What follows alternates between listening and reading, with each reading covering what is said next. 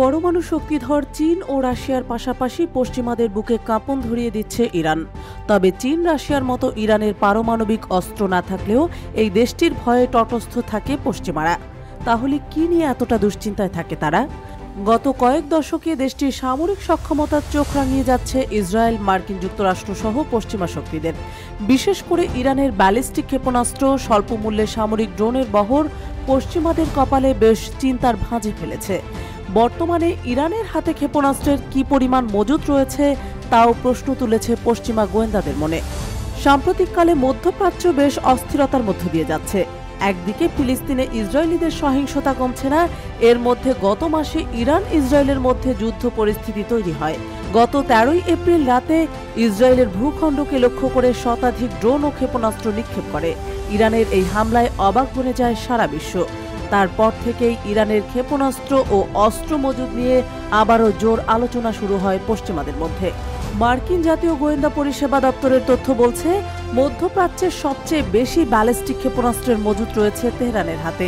ইরানের আধা সরকারি বার্তা সংস্থা ইসনার প্রতিবেদন অনুসারে ইরানের হাতে অন্তত এমন 9 ধরনের ক্ষেপণাস্ত্র রয়েছে যা দিয়ে সরাসরি ইসরায়েলে হামলা চালানো যাবে।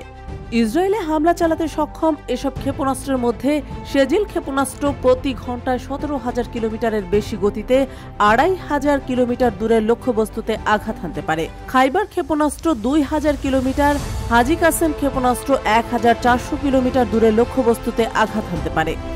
ইরানের হাতে রয়েছে শক্তিশালী সামরিক ড্রোনের বহর। এর মধ্যে মুহাজির 10 ড্রোন দিয়ে 300 কেজি বোমা বহন করে 2,000 কিলোমিটার দূরের লক্ষ্যবস্তুতে আঘাত হানা সম্ভব। এ ড্রোনটি টানা 24 ঘন্টা আকাশে উড়তে পারে বলেও জানা যায়। গেল বছরের জুনে নিজস্ব প্রযুক্তিতে তৈরি শব্দের চেয়ে 5 গুণ দ্রুতগতি সম্পন্ন হাইপারসনিক ব্যালিস্টিক ক্ষেপণাস্ত্র উন্মোচন করে ইরান। ওয়াশিংটন ভিত্তিক প্রতিষ্ঠান দ্য আর্মস কন্ট্রোল অ্যাসোসিয়েশনের তথ্য বলছে, ইরান মূলত উত্তর কোরিয়া ও রাশিয়ার নকশা অনুযায়ী এবং চীনের সহযোগিতা নিয়ে নিজেদের ক্ষেপণাস্ত্র উন্নয়ন করে যাচ্ছে। সংস্থাটির প্রতিবেদন অনুযায়ী জানা যায়, ইরানের হাতে থাকা স্বল্প ও মধ্যম পাল্লার ব্যালিস্টিক ক্ষেপণাস্ত্রের মধ্যে শাহাব-1 ক্ষেপণাস্ত্রের পাল্লা 300 কিলোমিটার, জুলফিকার ক্ষেপণাস্ত্রের পাল্লা 700 কিলোমিটার, শাহাব-3 ক্ষেপণাস্ত্রের পাল্লা 800 থেকে 1000 কিলোমিটার। উন্নয়নাধীন এমাদ-1 ক্ষেপণাস্ত্রের পাল্লা সর্বোচ্চ 2000 কিলোমিটার ও উন্নয়নাধীন সেজিল ক্ষেপণাস্ত্রের পাল্লা 2500 কিলোমিটার। শক্তিশালী এসব ব্যালিস্টিক ক্ষেপণাস্ত্রের পাশাপাশি তেহরানের কাছে পরমাণু ওয়ারহেড বহনে সক্ষম KH-55 ক্রুজ ক্ষেপণাস্ত্র রয়েছে, যা অন্তত 3000 কিলোমিটার দূরের লক্ষ্যবস্তুতে আঘাত হানতে সক্ষম। এছাড়াও দেশটির হাতে 300 কিলোমিটার পাল্লার জাহাজ বিধ্বংসী উন্নত ক্ষেপণাস্ত্র খালিদ ফরাজ রয়েছে, যা অন্তত 1000 কেজি ওয়ারহেড বহনে সক্ষম। এসব ক্ষেপণাস্ত্র নিজেদের মজুদে থাকায় পশ্চিমা শক্তি এমনকি যুক্তরাষ্ট্র ইরানকে রাগাতে ভয় পায়।